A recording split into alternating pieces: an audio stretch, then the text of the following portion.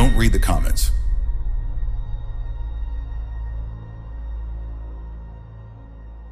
I thought it was just another late-night Reddit dive until I saw my own address in the first comment. I found the thread just past midnight when the glow of my screen was the only light in the room.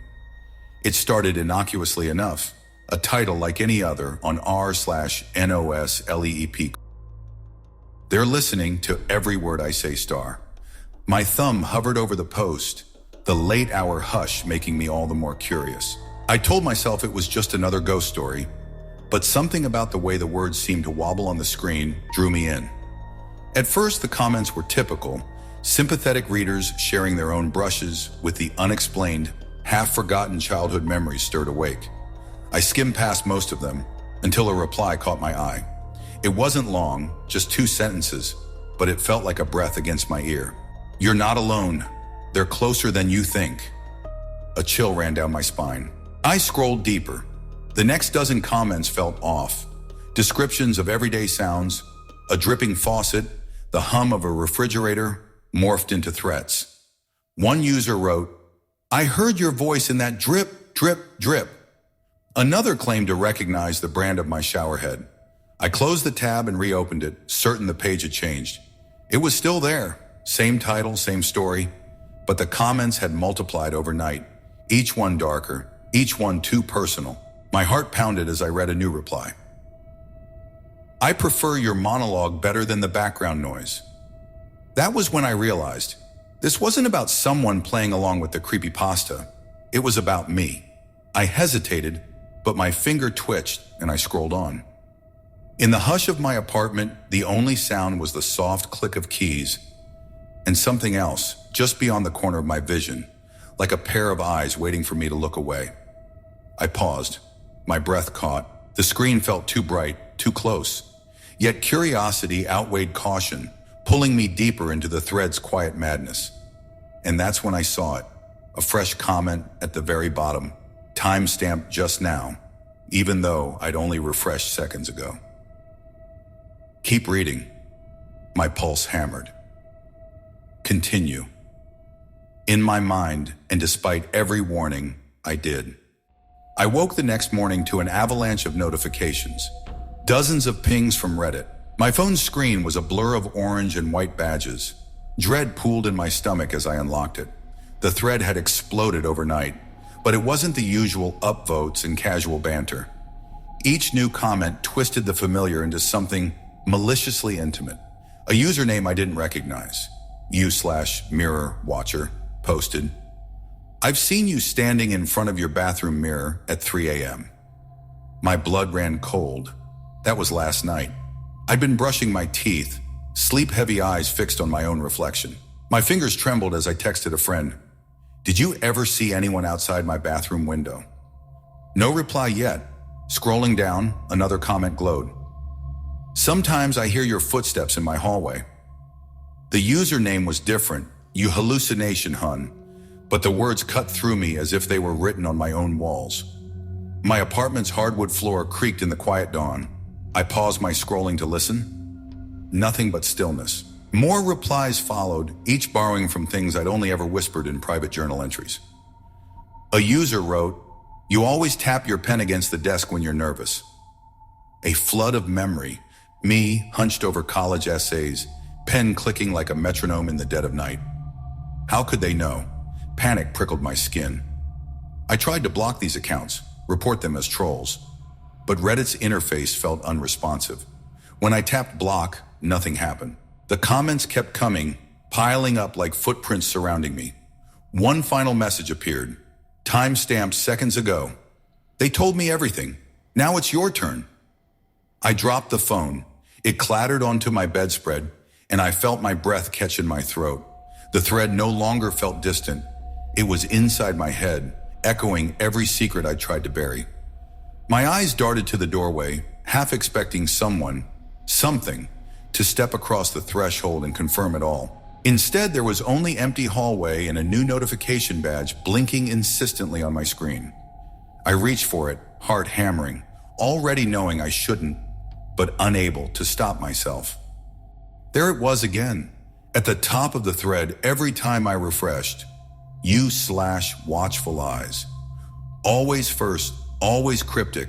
My heart skipped when I saw their latest comment. I've watched you every night since you joined. It wasn't a reply this time. It was its own post, bolded in the sea of responses, an open invitation. My palms slicked with sweat as I typed into the reply box, fingers hovering over the keys. Who are you? I wrote. How do you know me? Seconds passed. My cursor blinked impatiently. And then, do you feel watched when you walk through your door? The cursor blinked again. My breathing stuttered. Of course I did. Every evening, coming home under the dull hallway light, I'd felt a shadow just beyond the edges of my vision. I hadn't thought much of it. Now it felt deliberate, like someone pacing just outside my apartment. I scrolled back to earlier comments from Watchful Eyes, piecing together a timeline. Tonight, I sat where you sit now. Your lamp casts a halo around your head.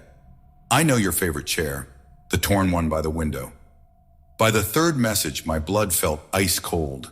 That chair, where I curled up each night with my laptop, oblivious to everything else, had a fraying armrest I'd patched one too many times. How could a stranger know? My phone buzzed. A notification not from Reddit, but a camera app prompting me to enable location access. I didn't remember opening it. My gaze flicked back to the thread. Another message time-stamped, just now. Turn off your Wi-Fi. Let's see if I can still reach you. My finger trembled over the power button on my router. Panic made the room feel smaller, closing in. Cutting the Wi-Fi would knock me offline. But if Watchful Eyes truly was here, they'd already seen everything. My rational mind screamed to log off, to pretend none of this was real. But curiosity rooted me to the spot. I needed answers. Slowly, I reached toward the router, thumb hovering, and then stopped. Because just above the power light, a new comment scrolled into view. I'm already inside. My breath caught. The air around me felt impossibly still, as if the walls themselves were holding their breath. The cursor blinked, waiting for my next move. I knew one thing for certain. I was no longer just reading a horror story. I was living it. My phone buzzed again, but this time it wasn't Reddit notifications. It was the Reddit app itself, prompting me to confirm my subscription settings. Confused, I opened my profile and tapped Manage Subscriptions, certain I'd never joined a subreddit called AR Watchful Eyes or anything like it. Yet there it was, lit up in orange. /Watchful Eyes. I tapped Leave, but the UI flickered. The button vanished and reappeared, like a heartbeat in reverse. My thumb hit it again. Nothing changed. The subreddit stayed, mocking me.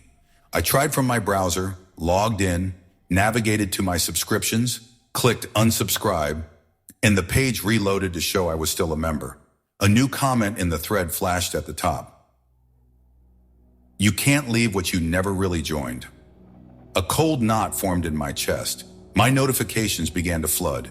Invites to post in r/Watchful Eyes, comments on posts I never created, and direct messages from accounts I'd never heard of. Each message carried the same hollow weight.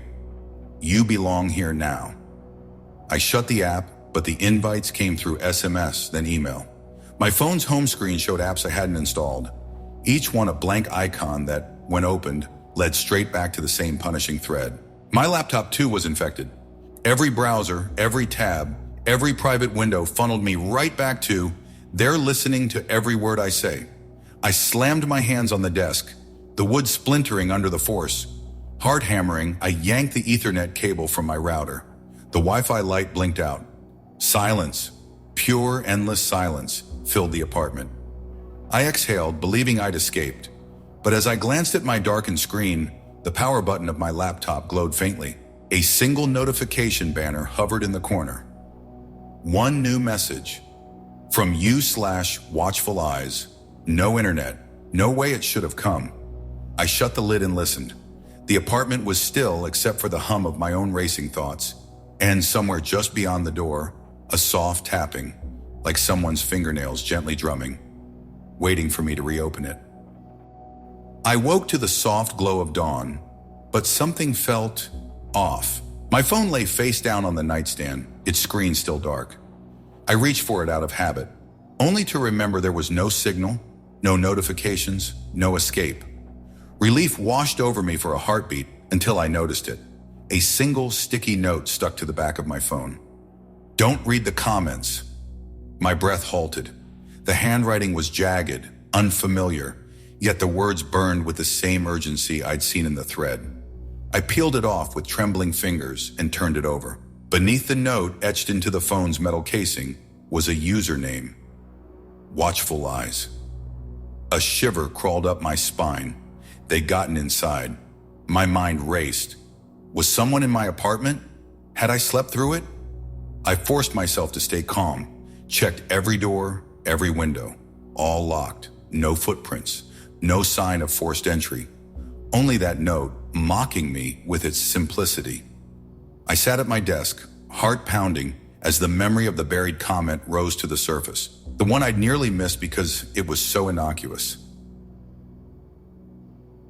Don't read the comments.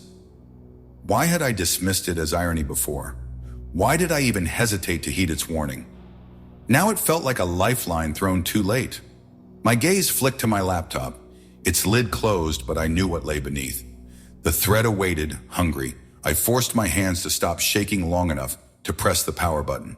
As the screen flickered to life, a new notification popped up on the corner of the desktop. System message. Don't read the comments. No username, no timestamp, just white text on black. My blood turned to ice. In that moment, I knew what I had to do, but the pull was magnetic, curiosity versus survival. I hovered the cursor over the browser icon. Every instinct screamed to shut it down, to tear out the power cord, to flee. Yet I ached to know, was this real, or just another layer of the thread's twisted game? Before I could decide, another message slid in from the corner of my vision. They're in the room. My breath caught. I whipped my head toward the shadowed corner by the door. Nothing. But the darkness there felt alive, waiting. I snatched the laptop, stood up, and gripped it like a shield. I whispered to the empty room, voice cracking. Who's there? Silence. Then a soft hum, like the echo of distant typing, drifted from the laptop's speakers, even though no program was open. My heart thundered as I realized the warning wasn't over. It was only beginning. I backed toward the door, laptop raised, ready to flee into the street, but paused at the hinge. Behind me, the browser icon blinked once more, and beneath it, a single cryptic line. Keep going. I fumbled at the doorknob, the laptop still clutched against my chest, every muscle primed to sprint into the street. But as the door cracked open, I froze. My hallway was gone. In its place was a blank white void, as if the walls themselves had been erased. My phone buzzed in my pocket, and I pulled it out with shaking hands. The screen read, "Page unavailable." I tapped the notification, expecting my home screen, but instead was thrown back to the thread. The title, "They're listening to every word I say," flickered, then vanished, replaced by a single line. 404. We can't find what you're looking for. But beneath that, a faint URL in gray text persisted. r/n/o/s/leepc/comments/unknown. I long pressed the link, and my phone prompted me to open it and read it. I hesitated, breathing ragged, then tapped open. The app launched and spat me into my own profile. No posts, no comments, no history. Yet across the top banner, in uppercase letters, was one word. Watchful Eyes. I stared at it. My username had never been that. I tried to scroll, but the page was static. No scrolling, no buttons, no escape. My notifications icon glowed with 999 plus. I tapped it. The list was infinite, each entry a fragment of a sentence I'd never typed, half-erased usernames I'd never seen. A soft chime sounded behind me. I spun. Behind the void where my wall should be, a doorway of pure darkness had formed. From its center, a single comment slid into existence, suspended in the black. I've been waiting. My heart seized. The screen in my hand burned hot. I tried to shut the phone off, but it powered right back on. illuminating the void. The comment glowed brighter, as if pulling me forward. I took a trembling step toward it, the world around me dissolving into code and comments. The last thing I heard before the void swallowed me completely was the soft, mechanical hum of typing. My own, I realized with a cold, lonely certainty. And then, silence.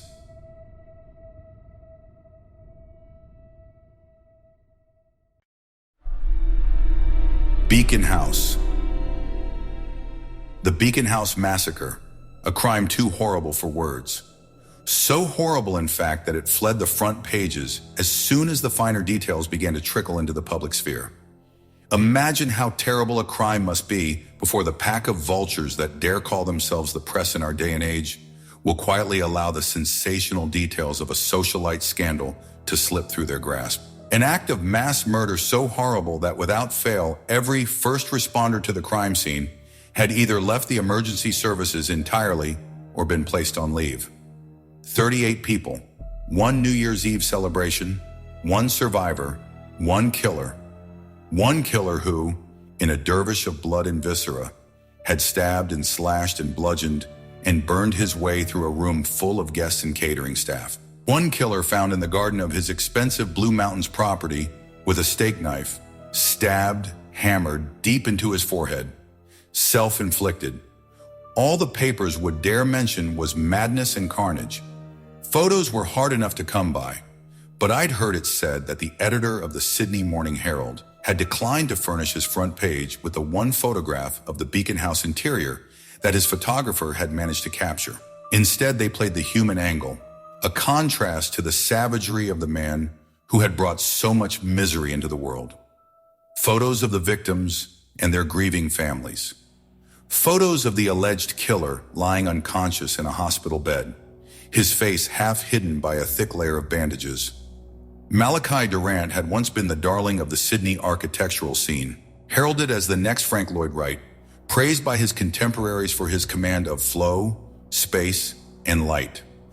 I must admit, though, as a layperson, I had little understanding of what those terms meant in terms of architecture. I had been assigned by the state's attorney as a psychiatric expert to assess Malachi Durant's mental state before the trial. Though the prosecutor did not believe the insanity defense Malachi's lawyers had put forward, for me there was little doubt. Sane men did not butcher their friends and family on special occasions, and certainly not in the middle of the holiday season. The scar on Malachi Durant's forehead was minuscule in comparison to the injury, just to the right of center and only an inch above his eyebrow. His right eye, brown, glassy, and unfocused, followed lazily behind the left one, blue as he focused on my entry into my office on Wednesday morning. From the doctor's report, I knew that in his madness, he had jammed the steak knife deep into his skull and pounded it through the bone into his forebrain by bashing his head against a wall. Then, somehow still conscious, he had wriggled the blade to and fro until his right temporal lobe was nothing more than a mess of blood and fatty tissue. I sat down opposite Malachi Durant. Mass murderer. Good morning. A slight movement of his left eyelid, half hidden under a curtain of limp, once curly black hair, was all the sign Malachi gave that he had understood me. My name is Dr. Raymond Hunter, and I paused. I'd given this speech to dozens and dozens of patients, but the words felt stale in my mouth. The look in Malachi Durant's good eye demanded more than my usual fare. I dipped momentarily into honesty. I'm here to assess your mental state before your trial, Mr. Durant.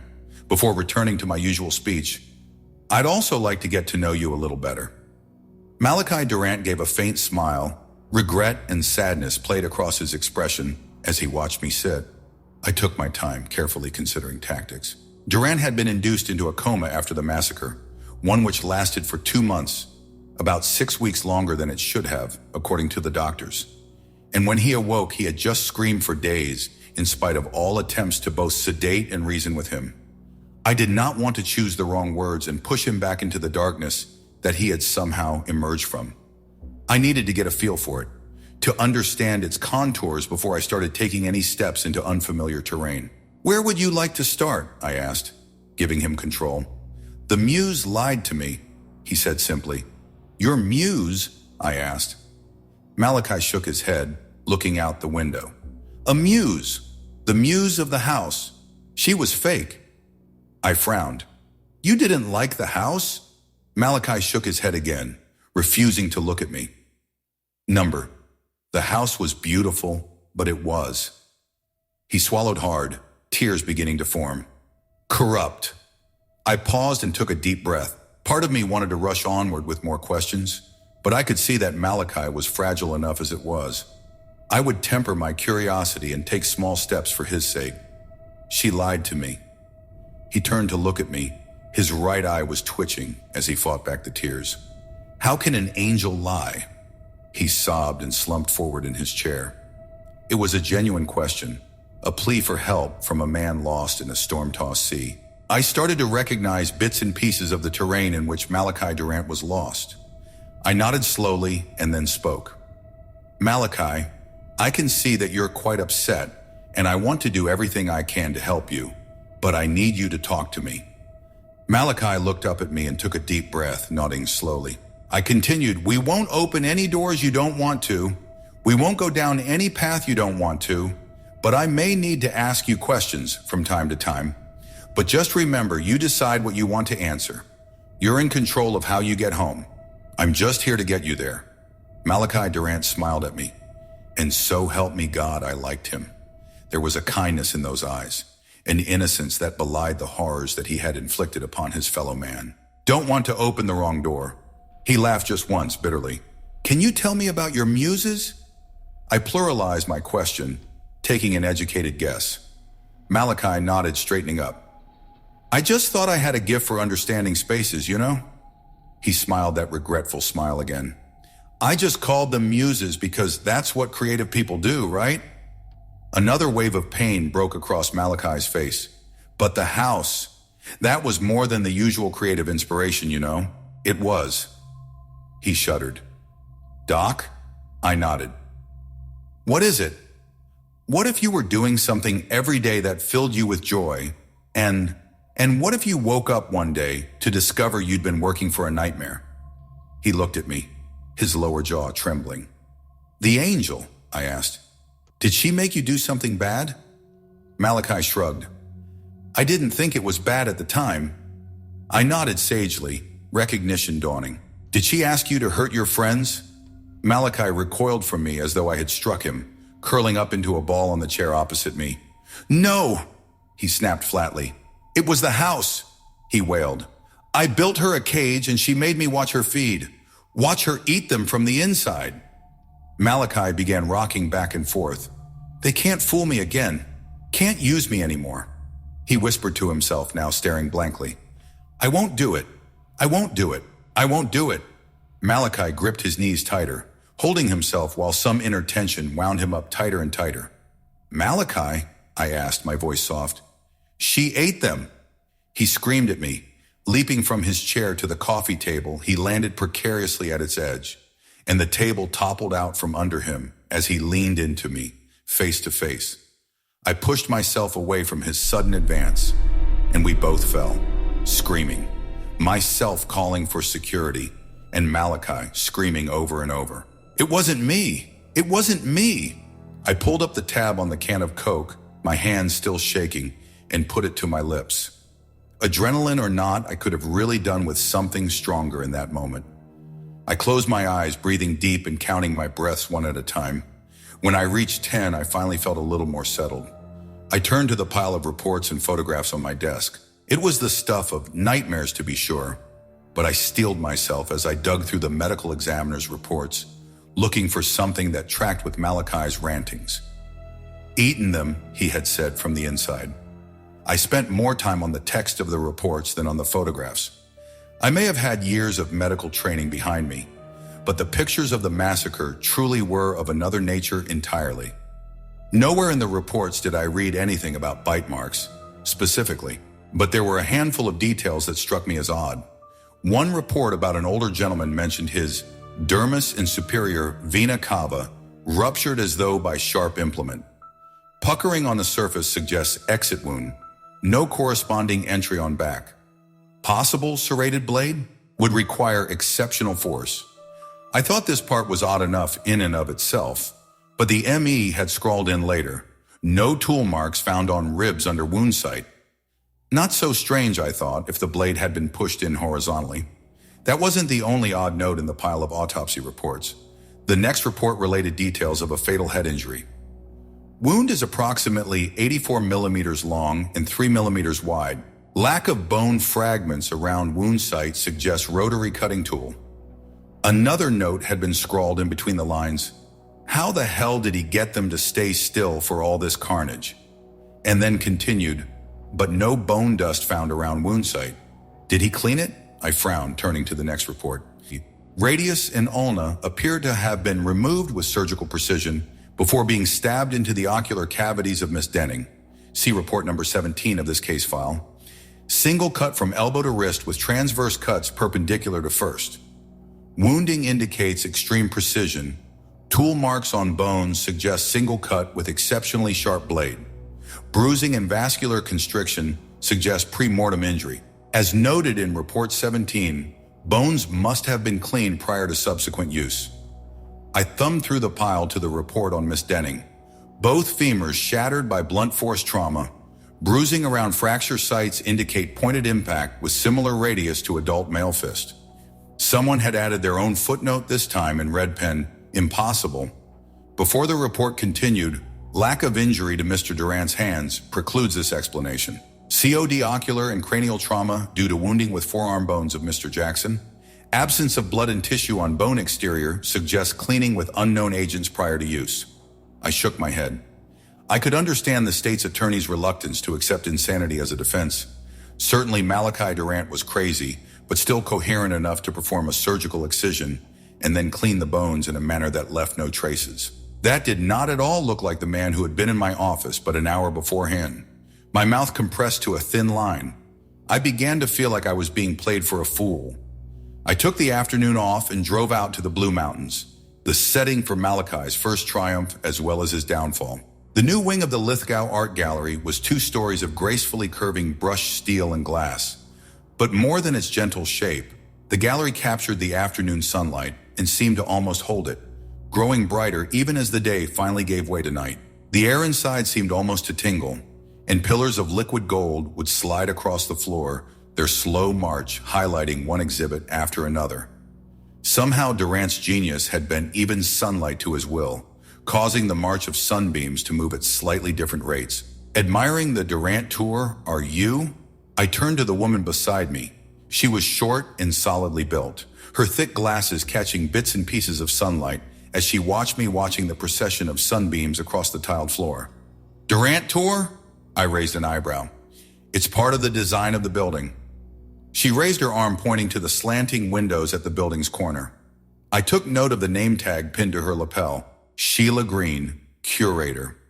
Between her long, almost white hair, the black clothes and crocheted shawl, and the thick silver necklace about her shoulders, she gave off the vibe of a kindly witch. I wondered if she had a cottage somewhere. I looked from the Sheila to the windows and back again. How? Sheila smiled again. Different materials in each pane. Some glass, some Lexan, all different thicknesses, and a few others used nitrogen or argon trapped between layers. I nodded, high school physics rising up from the depths of my memory. Refractive indices, Sheila corrected me reflexively. I craned my head, staring up at the windows, marveling at the secrets hidden in their apparent uniformity. Ingenious. It was a scene that stirred something that was both primal but also peaceful within me. For just a moment, I had the sense that I was viewing a mountain from the inside, all power and force trapped in state, the potential of stone waiting to be released, exploding into sculpture. It makes you think, doesn't it? Sheila's voice was like a bucket of ice water to my reverie, but she had recognized the look on my face. Makes you feel, I corrected for her. Do you get a lot of artists coming here for the atmosphere? Sheila nodded, casting her gaze of the collection of sculptures on the pedestals beneath the sunbeams. More than for the exhibits, actually. She regarded me with her gaze once more. But you're not an artist. I nodded sadly, suddenly regretful of the life choices that had taken me out of the path of Durant's sunbeams. I suppose not, I turned to her. But looking at this, It makes me want to create something. Sheila smiled. You're not the only one. We're actually running classes on Saturdays.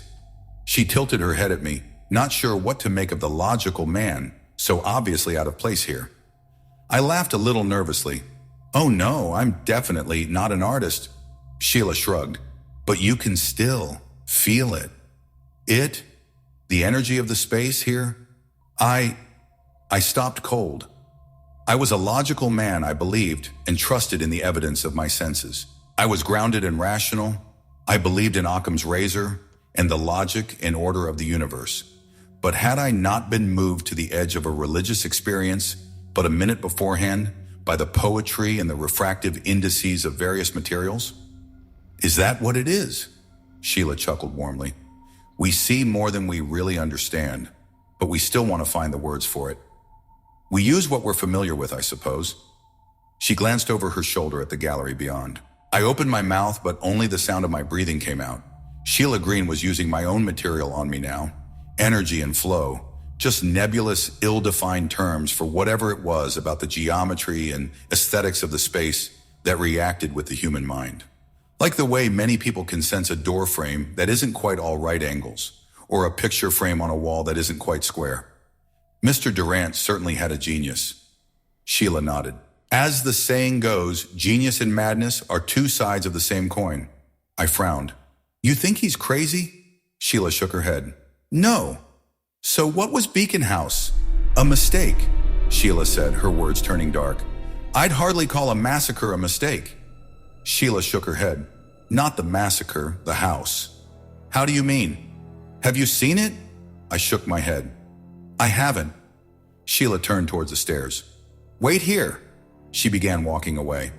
What for? I called after her. You'll see. I stared after the gallery's curator long after she had passed out of sight. Suddenly I had a sense of something behind me. I turned to see the light through the panes had been stretched and was slowly changing color. Number I was seeing floodlights angled down through the windows at the roof's edge, emulating the sunbeams that had now started to touch the gallery's far wall. The other people in the room seemed to sense something as well. A man maybe in his 30s immediately turned for the exit, while a girl in her late teens passed through a beam at the gallery's far end and recoiled as though it had burned her. I could feel it too. The air in the room had taken a sinister turn, and even suffused with light, the room seemed to be hemorrhaging it at the same time, growing more and more dark with each passing second. I felt my heart rate rise in response to some unknown threat, and just as suddenly the effect wore off, the lights cutting out. I turned toward the stairs, starting out after Sheila Green, curator. I was halfway down the curving staircase when she stepped out of a door marked staff only. She gave me a knowing look as she walked towards me. What was that? I don't know, but we call it the anti-theft system, because nobody wants to be in the building when it's on. Again, I found myself lost for words. Mr. Durant's genius isn't perfect, Sheila said, as you can see. And Beacon House? I got the sense that Sheila believed that it wasn't madness. Is the other side of the coin? I nodded, turning to leave. Thank you for the tour, I said. I got 3 steps away before Sheila's question stopped me in my tracks. Do you wonder why none of them fought him? Why one man was never overpowered by 38 others? I stopped a moment. I'd assumed it was drugs. Did you test for that? Sheila asked. She'd seen through me. I may not have been with the police, but I was investigating. That was true enough. Even if I had the pile of autopsy reports in my office, I had never seen anything about tox screens. But then I hadn't been looking for the information, had I? I'll look into it, I said. Flow and space. They were the keys to understanding Malachi Durant's madness. Whatever it was in the gallery that produced that unsettling feeling when the floodlights had been turned on was bound to have been present at Beacon House. Sheila, the gallery curator, had hinted as much. Malachi had a keen understanding of something visceral when it came to aesthetics, and perhaps that visceral understanding had, in the right light, pushed his genius over the edge into madness. Malachi Durant was a lot more subdued that morning, more guarded. He sat almost sideways on the couch, staring at the wall. Good morning, Malachi. He did not respond, but his right eye twitched slightly in my direction. I went to the Lithgow Art Gallery yesterday, I offered. Again, Malachi was silent. You know the sunbeams? They call it the Durant Tour. I've never seen anything like it before. I waited. Malachi was breathing harder now. He hugged his knees to his chest. It was so simple, he said, barely a whisper. Physics, I said. Malachi nodded. But people never think about it enough, you know? So they look up and it all looks the same, and they think magic. I nodded slowly. It makes the world that little bit more fantastic. Yeah, Malachi began to uncoil a little. Tell me about the floodlights, I asked. On the gallery? Malachi shrugged. I was improvising. He paused, looking at me, nerves making his right eye twitch. Muse said no, but I thought I could make it work. Tell me about the gallery, Muse, Malachi. How did it speak to you? Do you think it's important? I nodded. I do. I need to know as much as I can about your muses. Malachi frowned. They're not mine. They just are the feel of a place, you know? Okay, I can accept that. Malachi leaned forward, his elbows on his knees, staring into space, remembering. The original gallery building was this monstrous concrete thing that tried to look avant-garde, but it was basically a concrete box. There's definitely a logic and order to the insides, but the flow, the energy can't get around the space. So the muse asked you to fix it? Malachi smiled at me. As best I could. It showed me how. The gallery didn't want to move the car park, but the extension had to go on the northern side. They didn't want to render the old front wall on the inside either, or cut the doorways into the old wing, but the flow of the new wing had to be able to pass through the old box. I raised an eyebrow, like an eddy current in a river bend. Malachi sat upright, his eyes sparkling. Exactly. You get it right? I wrinkled my nose. Not really. I understand what you did, but I don't really understand how or why it works. Malachi shrugged. Same design wouldn't have worked in a different spot, even on the other side of the road. I frowned. Why? Landscape, Malachi said as if that held all the clues. People think of it like an art, but there's a precision in it too. The flow on the other side of the road is all different. Different buildings, different lighting. It's subtle, but even the difference of a few meters can throw the whole effect out. You get the picture, but it's fuzzy. You make it sound like the gallery is some kind of receiver. I chuckled softly at the thought, but the sudden intensity of Malachi's stare made me stop. Now you know the truth, he said. Beacon House? He nodded. There are actually 3 levels to the house. The middle calls to the upper until you open the doorway to the lower level, and that's how she got loose. 3 levels? I thought the house only had 2. Did you put in a basement or something? Malachi smiled at me as though he were regarding a child. The office next to the master bedroom. Open the door from the master ensuite into the hall, and then turn on the light in the office closet. You'll see it. A sudden thought occurred to me. Malachi, did you build a secret room in Beacon House? Was there something in it? Malachi's smile didn't become any less paternal. I guess I did, and there still is. I licked my lips. What was it? Malachi sighed. You'll find out, Doc. But are we done now? Malachi interrupted me, standing up. I'm hungry. I called to the prosecutor and got permission to visit Beacon House. I was met at the front gate of the property by a uniformed officer in his early 40s. He shook my hand. James Fenwick. He said, fishing a set of keys to the house from a pocket, and pressed the remote for the gate.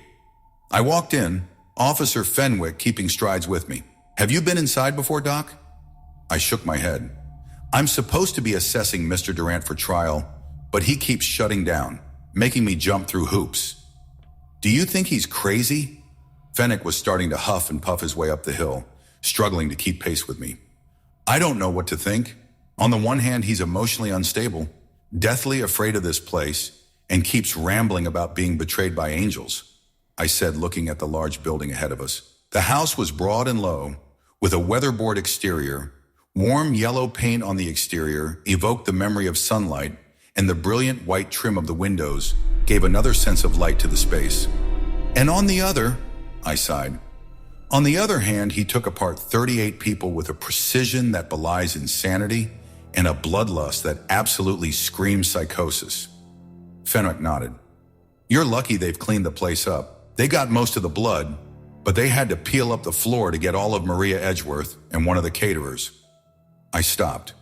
Peel up the floor? Officer Fenwick nodded again. Burn them into it. Fuck knows how. Kinda looks like they were flash fried, but only on one side and then melted into the floor. Right down to the slab. He stepped onto the porch and thrust the key into the lock with a single graceful movement before twisting the key and opening the door. After you, Doc. I stepped into the house and was immediately struck by the space inside. It was the strangest house I had ever seen, let alone been inside. Ahead of me, a small 3-sided vestibule opened up into a 7-sided room, just like the outside of the house, large enough to host a small concert. Several doorways lead off to the sides, and even with the lights off, the place was bright. Up above the ceiling gave way to rooms which overlooked the internal space, and then soared on upwards to a dome vault dotted with round windows, seemingly at random before ending in sheets of glass at the very top. The very peak had to be 4 stories above me now. I whistled. Yep, strange place.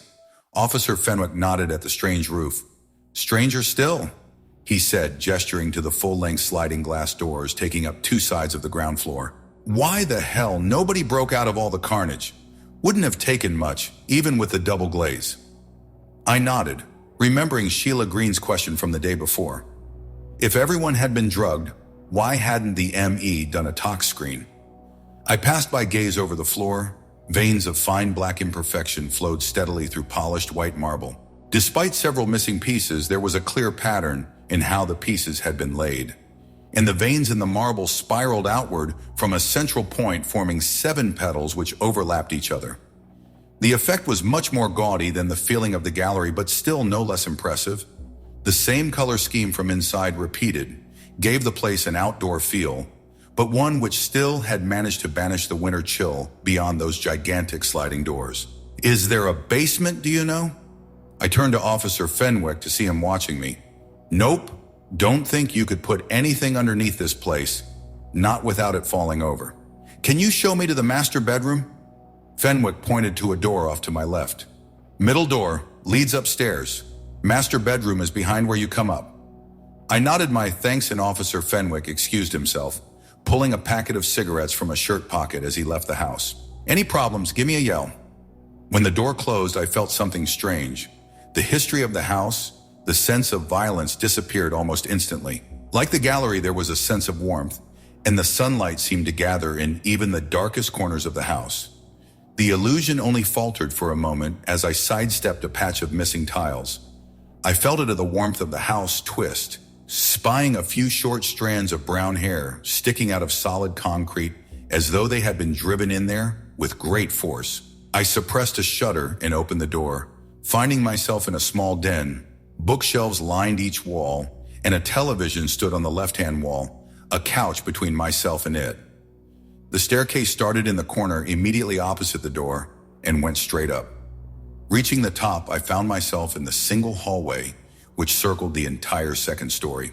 To my left, the sky was beginning to turn pink and orange with the setting of the sun, and the lights of homes in the valley below Beacon House began to come on, declaring their existence among the trees for all to see. Outside, a balcony circled the entire house, but I declined to take a shortcut and backtrack, instead passing by all of the rooms on the upper level. The house was like a hotel, one central corridor backing onto rooms. A library, a gym, guest bedrooms. 1, 2, 3. A second staircase, a descent down which led me to a small room off the kitchen. I continued on, coming at last to the office, and Master Ensuite and Malachi Durant's bedroom. The air up here was thick and heavy, and dust motes danced in the hazy light which came in from outside. There was a window in Durant's office that overlooked the gallery floor. I flicked the light switch and rolled up the blind, peering down to the floor below, and I was struck by the pattern on the floor below. While the obvious pattern had been enforcing the organic pattern of cracks and imperfections in the marble to flow like graceful curves like the petals of a flower, there were cuts in other pieces of the marble too, which showed up in the afternoon light. Symbols and letters of unknown origin were formed by the hair-thin grouting between tiles. Lines where the flooring did not need lines curved around the pattern of flower petals. And even with their missing pieces, the lettering filled me with a sense of calm and serenity, like that I had felt in the gallery. I frowned at this curious faculty of Durant's as I returned to the hallway to open the door to the master en suite. And in the corner of the door frame, I caught sight of something odd. Flush with the level of the wooden door, and scoured clean of the white paint that covered the rest of the door, was a tiny circle of metal. I ran my finger over it. It lacked grooves of any kind, so it couldn't have been a screw. I checked the door frame and found a circle of the same material flush with the level of the first in the frame, and again in the doorway to the office. I checked the master bedroom door and found exactly the same scenario. So there was a ring of metal running at knee height through the entire upper floor. But why? Acting on a hunch, I licked my fingers and touched the two contacts in the bedroom doorway. Nothing. No tingle whatsoever. So if they didn't carry some kind of current, what were they for? But then I remembered the closet. I ran back to the office and opened the doorway into the office closet. The closed was a typical closet. Sturdy shelves lined the back half, and at the very top, just behind the light switch, nestled in the cornice above the doorway, was a small manhole still covered. "Let's see what's in your secret room, Malachi." I smiled and flipped the switch. It was as though that one light switch kept the universe in being. I had a brief sensation of falling before a heavy shove in my chest pushed me back into the office. Light had fled and the world outside had been reduced to black nothingness. The house was cast in monochrome light into which a sickly, blue-gray light filtered through sharp angles and cracks. I stood and peered through the office window and screamed. Below the angular symbols in the floor bled the same sickly blue-gray light from which stepped figures made of nothingness. They moved through the room standing at the edge of the marble floor, while heads made of nothingness stared at me with eyes unseen. I became aware of the sudden depth in the floor, seeing an infinite abyss falling away far below. I spied a straight, wispy form flowing upward from the depths like a sea serpent. It passed through the flower in the center of the room, rising, a hideous serpentine form made from flesh of every color, many of them clearly inhuman. Crawling into being from the abyssal darkness far below, it flowed around the lines of force in the pattern, which now visibly crackled with power. Power turned dark by the pattern in the walls of Beacon House. As I watched the writhing of its flukes grasp and clutch at nothingness in the air around it, climbing higher and higher on empty air, reaching for the apex of the roof, and as it turned on me, I saw that the flukes which lined its body were arms, human and humanoid, crudely sewn to its body and weeping hideous black fluids, and more of that blue-gray light. The body flared out at the head to end in a flat face covered in scales, black as night-colored white by paint, which held the shape of a humanoid woman with wings of burning sunlight. It was the only point of warmth in the entire scene around me, and I clung to it even as twin soulless eyes of deepest purple on either side fixed themselves on me.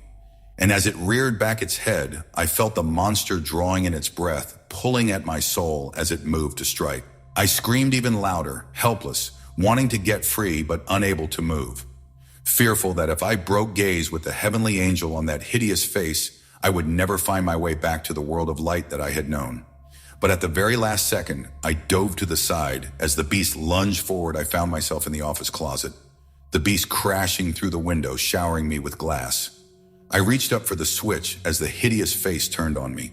I slapped the switch and was physically catapulted back to my simple little world, nearly hitting the ceiling and smashing back to the ground. Pain blossomed in my back, and I became aware of Officer Fenwick shouting to me, "Hunter! Hunter! Where are you?" I gasped once, twice, and then threw up. I screamed again and passed out. A hidden explosive. That's what they called it. The doctors said I was lucky to survive given my proximity to the explosion that had torn apart the inner wall of Durant's office. Nobody questioned the lack of explosive residue, and despite taking my recommendation to take a look at the walls of Beacon House, the police reported no other evidence of explosives within the walls. The metal circles I had seen in the doorways had been passed off as simple reinforcing bars, being made out of thread bar as they were. Everything simple, everything neat and straightforward. I knew better, of course, Durant's muse. I had seen Durant's muse just as he had, in all her terrifying glory, decorated with the flesh of her victims, growing stronger and stronger with every kill. I called the state's attorney the next day and handed in my diagnosis: delusional psychosis. I pointed to the ample evidence in the murder, adding in a hatchet job of my own about symbols, in the pseudo-occult nature of the house and its arrangement, as well as transcripts of my interviews with Durant. His ranting about being used by an angel in the 3 levels of his 2-level house. The state's attorney wasn't happy with my diagnosis, but I didn't care. After what Malachi Durant had been through, he deserved to think himself insane. Maybe given enough time, he would be able to see himself in that light and forget the reality of what he had witnessed.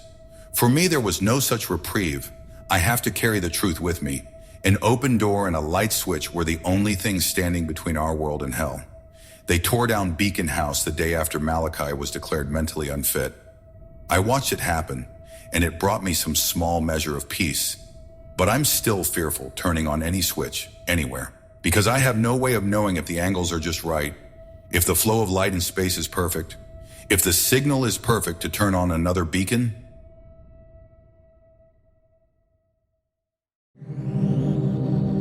A shattered life. I don't know when you're going to read this, but I can tell you when it started. I was out for a walk alone in the woods when the entity came for me. It was beyond a blur. It was, for lack of a better term, absence of meaning. Where it hid, there were no trees. Where it crept closer, there was no grass. Through the arc, it leapt at me.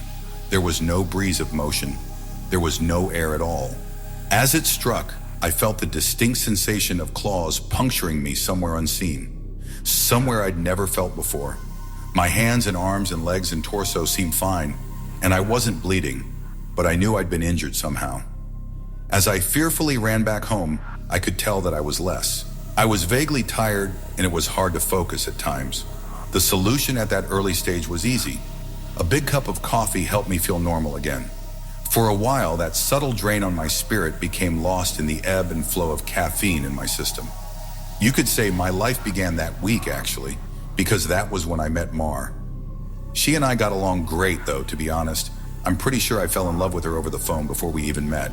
It was almost as if the strong emotions of that first week made the entity fight back. It was still with me, latched onto some invisible part of my being. The first few incidents were minor, and I hardly worried about them. The color of a neighbor's car changed from dark blue to black one morning, and I stared at it before shaking my head and shrugging off the difference. 2 days later at work, a co-worker's name changed from Fred to Dan. I carefully asked around, but everyone said his name had always been Dan. I figured I'd just been mistaken. Then, as ridiculous as this sounds, I was peeing in my bathroom at home when I suddenly found myself on a random street. I was still in my pajamas, pants down, and urinating, but now in full view of a dozen people at a bus stop.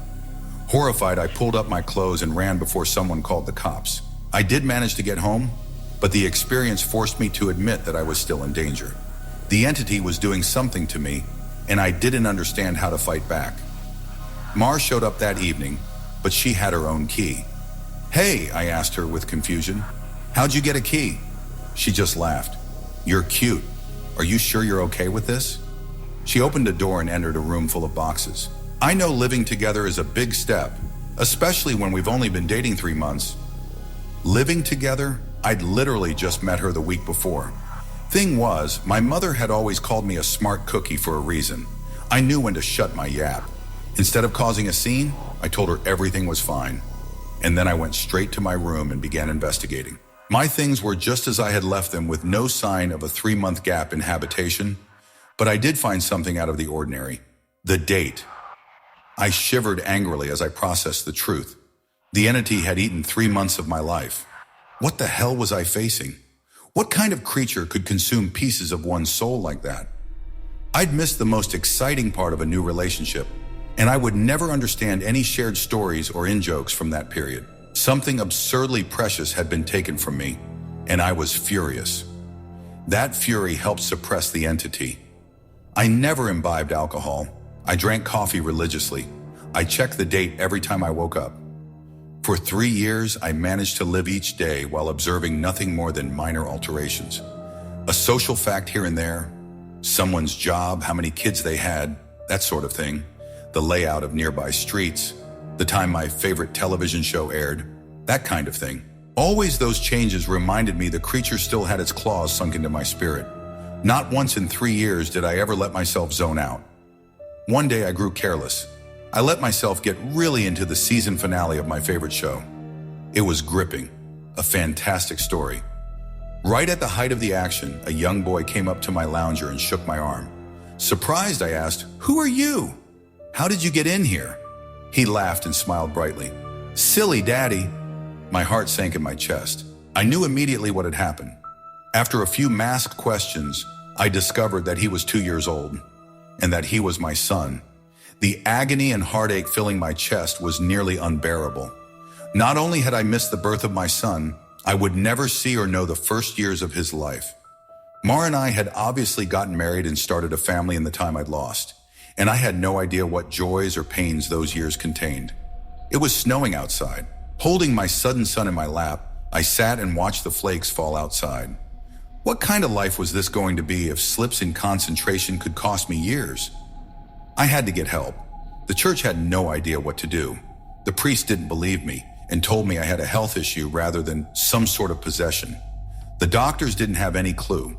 Nothing showed up on all their scans and tests, but they happily took my money in return for nothing. By the time I ran out of options, I decided to tell March. There was no way to know what this all looked like from her side. What was I like when I wasn't there? Did I still take our son to school?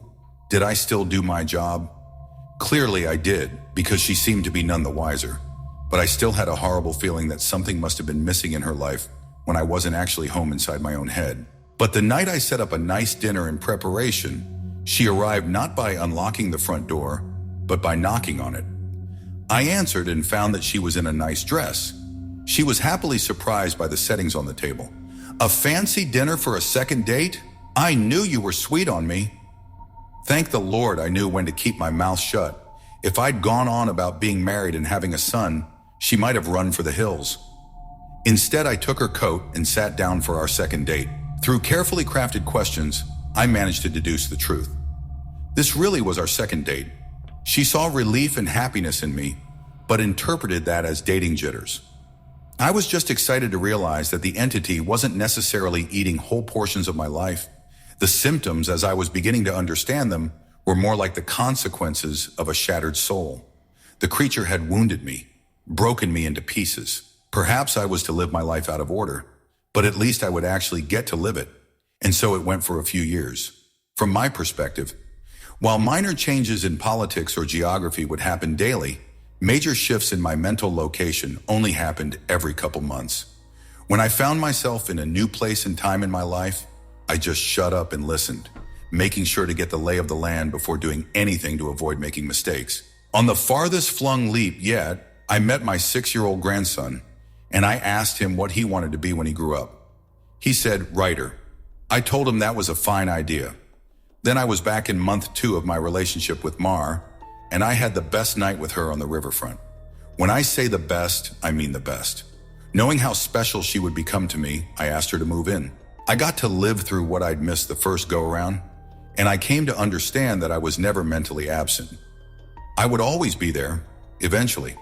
When we were moving her boxes in, she stopped for a moment and said she marveled at my great love, as if I'd known her for a lifetime and never once doubted she was the one.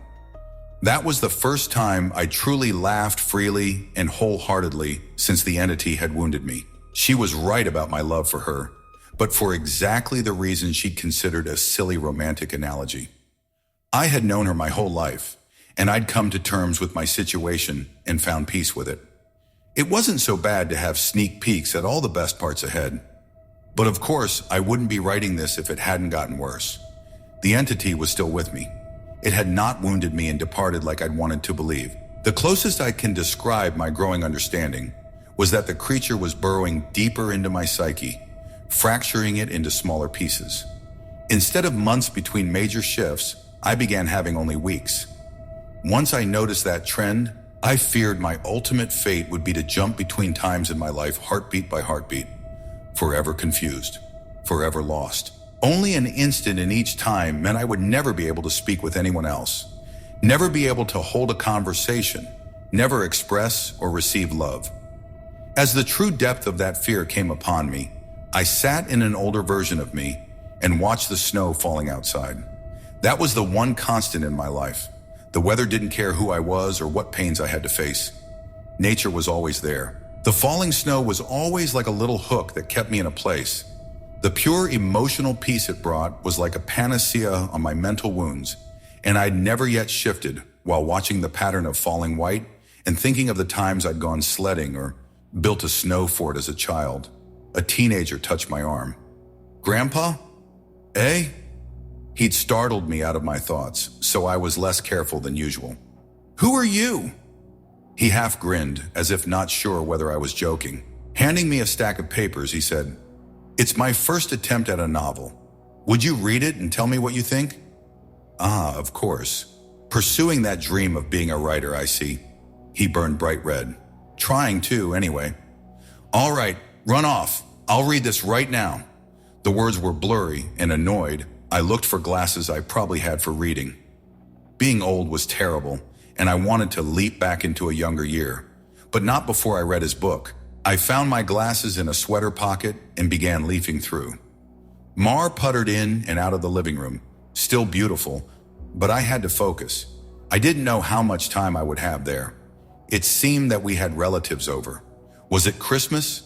A pair of adults and a couple kids I didn't recognize tromped through the hallway, and I saw my son, now adult, walk by with his wife on the way out the door. As a group, the extended family began sledding outside.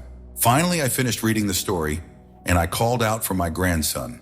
He rushed down the stairs and into the living room. "How was it?" "Well, it's terrible," I told him truthfully.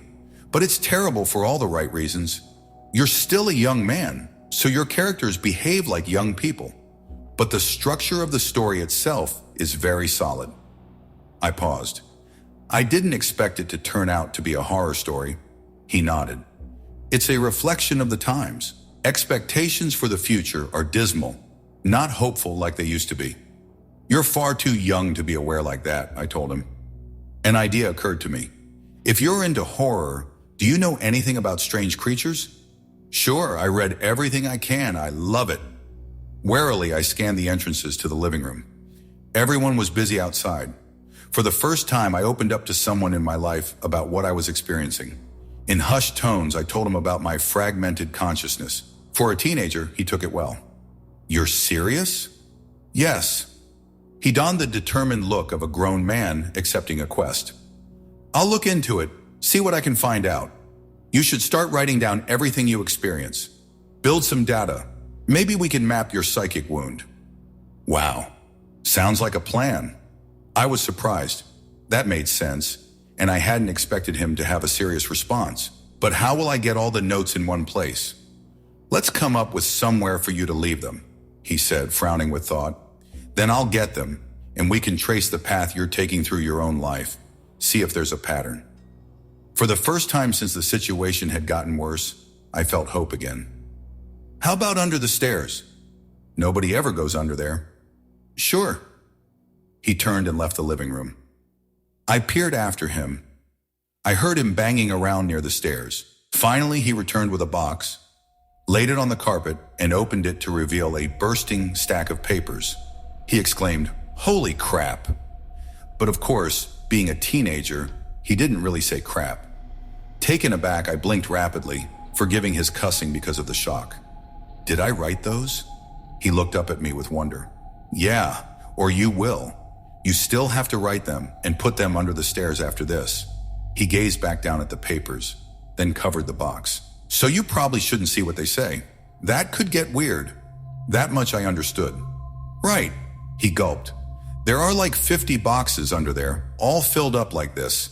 Deciphering these will take a very long time." His tone dropped to deadly seriousness. "But I will save you, Grandpa, because I don't think anyone else can." Tears flowed down my cheeks then, and I couldn't help but sob once or twice. I hadn't realized how lonely I'd become in my shifting prison of awareness until I finally had someone who understood. Thank you so much." And then I was young again, and at work on a random Tuesday. Once the sadness and relief faded, Anger and determination replaced them. After I finished my work, I grabbed some paper and began writing. While the weeks shifted around me, while those weeks became days and then hours, I wrote every single spare moment about when and where I thought I was. I put them under the stairs out of order. My first box was actually the 30th, and my last box was the first. Once I had over 50 boxes written from my perspective, and once my shifting became a matter of minutes, I knew it was up to my grandson to take it from there. I put my head down and stopped looking. I couldn't stand the river of changing awareness any longer. Names and places and dates and jobs and colors and people were all wrong and different. I'd never been older. I sat watching the snow fall. A man of at least 30 that I vaguely recognized entered the room. Come on, I think I finally figured it out. I was so frail that moving was painful. Are you him? Are you my grandson? Yes. He took me to a room filled with strange equipment and sat me in a rubber chair facing a large mirror, twice the height of a man. The pattern finally revealed itself. How long have you worked on this? I asked him aghast. Tell me you didn't miss your life like I'm missing mine. His expression was both stone cold and furiously resolute. It'll be worth it. He brought 2 thin metal rods close to my arm and then nodded at the mirror. Look, this shock is carefully calibrated. The electric zap from his device was startling, but not painful. In the mirror, I saw a rapid, arcing light silhouette appear above my head and shoulder. The electricity moved through the creature like a wave, briefly revealing the terrible nature of what was happening to me. A bulging, leech-like mouth was wrapped around the back of my head, coming down to my eyebrows and touching each ear, and its slug-like body ran over my shoulder and into my very soul. It was a parasite, and it was feeding on my mind. My now adult grandson held my hand as I took in the horror. After a moment, he asked, "Removing it is going to hurt very badly. Are you up for this?" Fearful, I asked, "Is Mar here?" His face softened. Number not for a few years now. I could tell from his reaction what had happened, but I didn't want it to be true. How? We have this conversation a lot, he responded. Are you sure you want to know? It never makes you feel better. Tears brimmed in my eyes. Then I don't care if it hurts or if I die. I don't want to stay in a time where she's not alive. He made a sympathetic noise of understanding and then returned to his machines to hook several wires, diodes, and other bits of technology to my limbs and forehead. While he did so, he talked. I've worked for 2 decades to figure this out, and I've had a ton of help from other researchers of the occult. This parasite doesn't technically exist in our plane. It's one of the lesser spawns of Mu Beta Mu, and it feeds on the plexus of mind, soul, and quantum consciousness reality. When details like names and colors of objects changed, you weren't going crazy. The web of your existence was merely losing strands as the creature ate its way through you. I didn't fully understand. I looked up in confusion as he placed a circlet of electronics like a crown on my head, in exact line with where the parasite's mouth had ringed me. What's Mu Beta Mu? He paused his work and grew pale. I forgot that you wouldn't know. You're lucky, believe me. After a deep breath, he began moving again and placed his fingers near a few switches. Ready? This is carefully tuned to make your nervous system extremely unappetizing to the parasite, but it's basically electroshock therapy. I could still see Mar's smile. Even though she was dead, I'd just been with her moments ago. Do it. The click of a switch echoed in my ears, and I almost laughed at how mild the electricity was. It didn't feel like anything, at least at first. Then I saw the mirror shaking, and my body within that image convulsing. Oh, number, it did hurt. Nothing had ever been more painful. It was just so excruciating that my mind hadn't been able to immediately process it. As my vision shook and fire burned in every nerve in my body, I could see the reflected, trembling, light silhouette of the parasite on my head as it writhed in agony equal to mine. It had claws, 6 clawed lizard-like limbs under its leech-like body, and it cut into me in an attempt to stay latched on. The electricity made my memories flare. Mar's smile was foremost, lit brightly in front of a warm fire as the snow fell past the window behind her. The edges of that memory began lighting up, and I realized that my life was one continuous stretch of experience. It was only the awareness of it that had been fragmented by that feasting evil on my back. I'd never managed to be there for the birth of my son. I jumped around it a dozen times, but never actually lived it. For the first time, I got to hold Mars' hand and be there for her. No! That moment had shifted seamlessly into holding her hand as she lay in a hospital bed for a very different reason. Not this. God, why? It was so merciless to make me remember this. I broke down in tears as nurses rushed into the room. I didn't want to know. I didn't want to experience it. I'd seen all the good parts, but I hadn't wanted the worst part. The inevitable end that all would one day face. It wasn't worth it. It was tainted. All that joy was given back 10,000-fold as pain. The fire in my body and in my brain surged to sheer white torture, and I screamed. My scream faded into a surprised shout as the machines and electricity and chair faded away. Snow was no longer falling around my life. I was out in the woods on a bright summer day. Oh God. I turned to see the creature approaching me. It was the same absence of meaning, the same blank on reality. It crept forward, just like before. But this time, it hissed and turned away. I stood astounded at being young again and freed from the parasite. My grandson had actually done it. He'd made me an unappetizing meal, so the predator of mind and soul had moved on in search of a different snack. I returned home in a daze, and while I was sitting there processing all that had happened, the phone rang. I looked at it in awe and sadness. I knew who it was. It was Marjorie calling for the first time for some trivial reason she'd admit 30 years later was made up just to talk to me. But all I could see was her lying in that hospital bed dying. It was going to end in unspeakable pain and loneliness. I would become an old man, left to sit by myself in an empty house, his soulmate gone long before him. At the end of it all, the only thing I would have left, sitting and watching the falling snow. But now, thanks to my grandson, I would also have my memories. It would be a wild ride no matter how it ended. On a sudden impulse, I picked up the phone. With a smile, I asked, "Hey, who's this?" Even though I already knew. Author's note. Together, my grandfather and I did set out to write the tale of his life. Unfortunately, his Alzheimer's disease progressed rapidly, and we were never able to finish. He's still alive, but I imagine that mentally he is in a better place than the nursing home.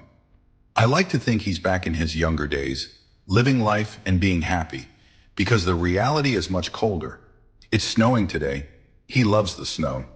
When I visited him, he didn't recognize me, but he did smile as he sat looking out the window.